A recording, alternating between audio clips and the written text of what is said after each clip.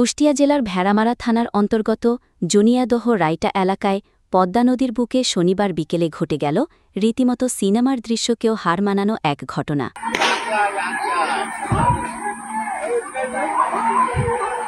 পদ্মা নদীতে স্পিডবোটে ফিল্মি স্টাইলে গুলিবর্ষণ, আতঙ্কে গ্রামবাসী। ভেড়ামারা কুষ্টিয়া। জানা গেছে, একটি স্পিডবোটে করে কয়েকজন অজ্ঞাত পরিচয় ব্যক্তি নদীর মাঝখানে গিয়ে আচমকা শুরু করে দেয় গুলিবর্ষণ।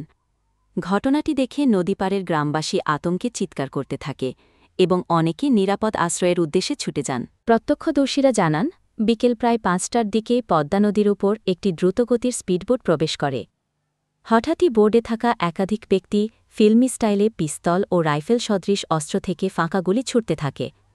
গুলির শব্দে পুরো এলাকা কেঁপে ওঠে এবং নদীর দুই পারে ব্যাপক আতঙ্ক ছড়িয়ে পড়ে।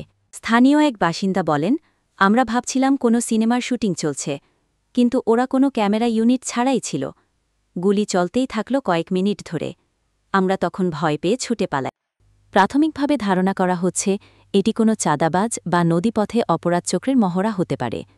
বিষয়টি তদন্ত করে দেখা হচ্ছে এবং স্পিডবোর্ডের গতিপথ ও ভিডিও ফুটেজ বিশ্লেষণ করা হচ্ছে। এই ঘটনায় এখনও পর্যন্ত কেউ আহত হয়নি বলে জানা গেছে, তবে এলাকাবাসীর মধ্যে চরম উদ্বেগ ও আতঙ্ক বিরাজ করছে। এদিকে সামাজিক যোগাযোগ মাধ্যমে ঘটনার কিছু ভিডিও ছড়িয়ে পড়েছে, যেখানে স্পিডবোর্ডের গতিময়তা ও গুলির শব্দ স্পষ্ট শোনা যাচ্ছে। অনেকেই বিষয়টিকে স্থানীয় অপরাধ চক্রের পাওয়ার শো হিসেবে মনে করছেন।